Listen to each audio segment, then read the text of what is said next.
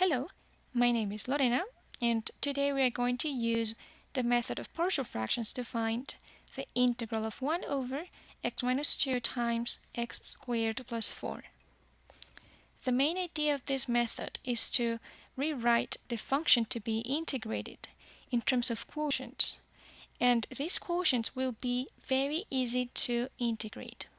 So you're reducing the problem to adding simpler integrals. We are going to solve this exercise in 4 main steps. The steps are the same with every exercise with partial fractions. First, you factor out the denominator as much as you can. And that means rewriting the denominator in terms of factors that are either linear, like x minus 2, or quadratic but undecomposable, like x squared plus 4. Quadratic equations that are undecomposable are the ones that have no real roots. And x squared plus 4 is one of them because when you set it equal to 0, you find that a number squared would have to be equal to minus 4. And that's not possible in the real numbers. So we can't decompose this denominator further, and we can move on to the second step. Step number 2. Here we are going to make the function, the original one, equal to the sum of certain quotients. So now we can make a prediction on how the quotients will look like. Quotients will depend on factors, and you will have as many quotients as factors. So let's count the factors. First we got an x minus 2 to the power of 1. So that's one factor. And then we got x squared plus 4, well, we were actually given that. And it's raised to the power of 1, and that's another factor. So in total we have 2 factors. 2 factors correspond to 2 quotients. The first quotient is going to be related to x minus 2, and it takes the form a to be found over x minus 2, while the second quotient is associated with the quadratic equation, and it will have the form bx plus c, b and c to be found, divided by x squared plus 4. So we have factors as denominators, and what goes on top depends on the type of factor. If you have a linear factor, then you get a number. If you have a quadratic factor, then you get a linear term. Okay, now we can continue to the third step, and that's finding the values of those constants that make the decomposition valid. So we will find a, b, and c that make the equation in part 2 true. We want 1 over x minus 2 times x squared plus 4 to be equal to the sum of the quotients on the right-hand side. And the sum of those quotients is given by the following. The common denominator will be the product of terms because they have nothing in common. And I will cross-multiply terms to get the numerator. So I get a times x squared plus 4 plus bx plus c times x minus 2. Alright, so 1 over x minus 2 times x squared plus 4 has to be equal to something that contains a, b, and c divided by the same x minus 2 times x squared plus 4. This implies that the top parts match. They have to be the same, and that is 1 equals a times x squared plus 4 plus bx plus c times x minus 2. Or, same thing, 1 equals a plus b times x squared plus c minus 2b times x plus 4a minus 2 c. Those equations are the same. The second one came from expanding all the products on the right-hand side and then gathering like terms. And these equations are going to be valid for all values of x. Positive, negative, 0, doesn't matter. It has to be true for all values of x. And that's something we're going to exploit to find equations relating a, b, and c. Let's start by choosing the value x equals 2. So we're making x equal to 2, and we are going to use the first equation. So let me highlight the equation I will use. That's this one. And we will evaluate that at x equal to 2. So we find that 1 equals a times 2 squared plus 4, that's 8, plus b times 2 plus c times 2 minus 2, which is 0. So 1 equals 8a, and a equals 1/8. I chose x equal to 2 because that way I was going to get rid of 2 of the constants. And 3 constants are too much. If you can get rid of some of them for the equations, then that's a very good idea. And by making x equal to 2, I get that. Now let me choose another value. Let me choose x equal to 0. That's an easy choice. No matter what the exercise is, that's always an easy choice. And when we make x equal to 0, we find that 1 has to be equal to a times 0 squared plus 4, so that's 4a, plus b times 0, so this time I get rid of b, plus c times 0 minus 2. So we get minus 2c.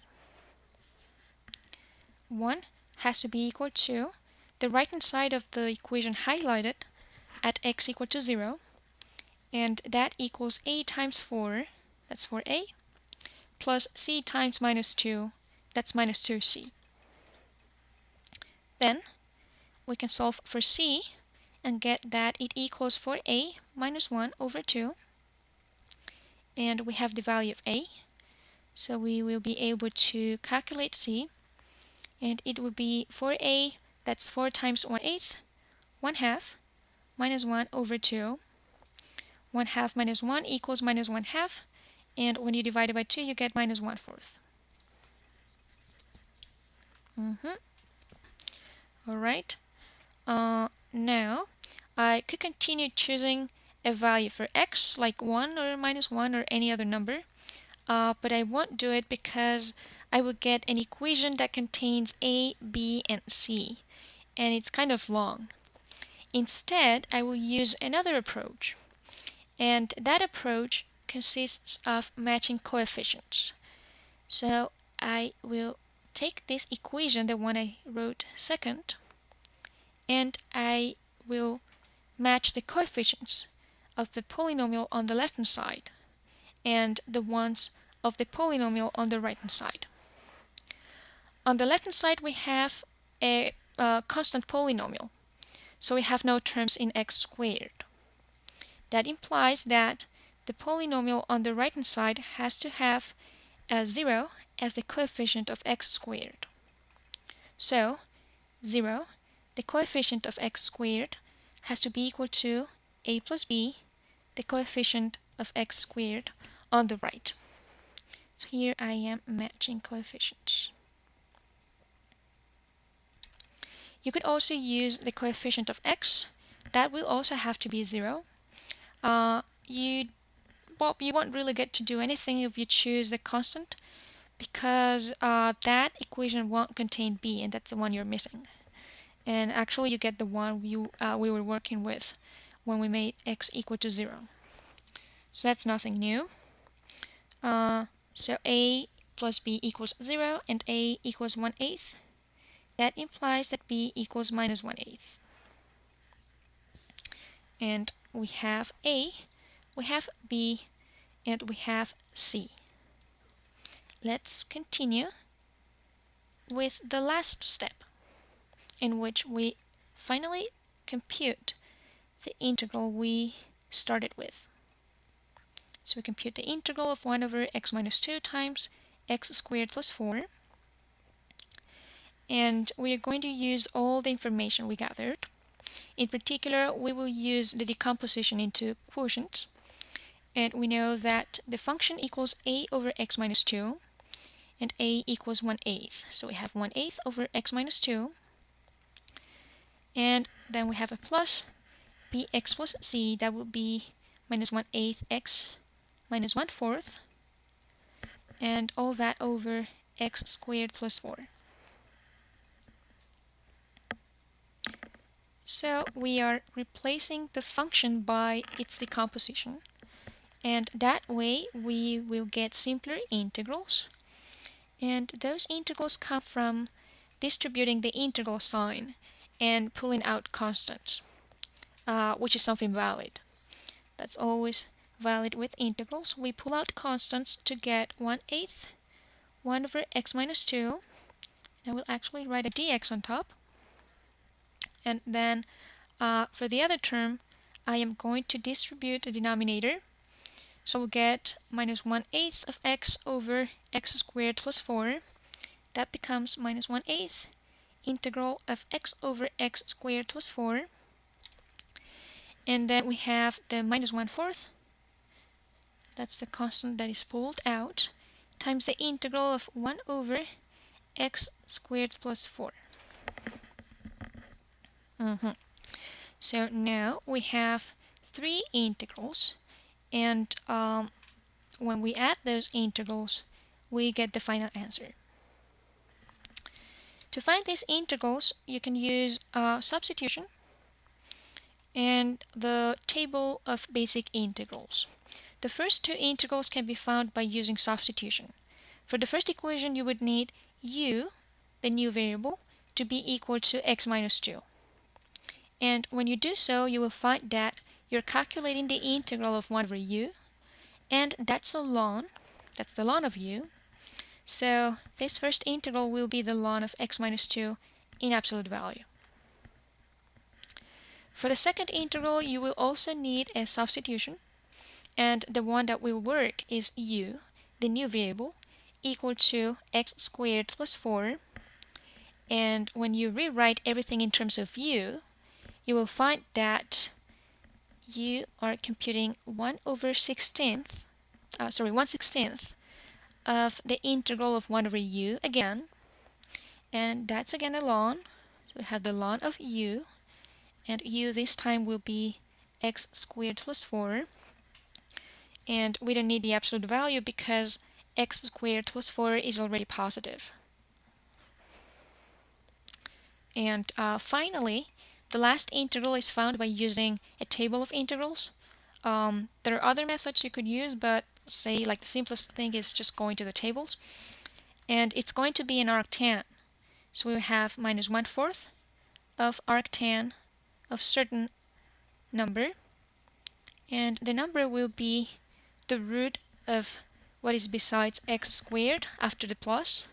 So that will be 2 times x, and you divide that by the same number, 2. And then we have the constant c. So we have 1/8 of the ln of x minus 2 in absolute value minus 1/16th of the ln of x squared plus 4 minus 1/4 of 1/2 of the arctan of 2x. So let me rewrite it as minus 1/8. We multiply 4 by 2 to get minus 1/8. And I get the arctan, and then plus c. That always appears with indefinite integrals. And that's the final answer. That's what we were after. So let me highlight it. Oops. That was not what I wanted to do. So we're going to highlight it. Okay, now it's good. Here it is. We have 3 functions involved and a constant. And that's it. Let me summarize what we did. As I said, steps don't change. They are always the same with this method of partial fractions. And they are the following. First, you factor out the denominator as much as you can. Second, you set the fractions based on your factorization. Third, you find constants involved in your decomposition.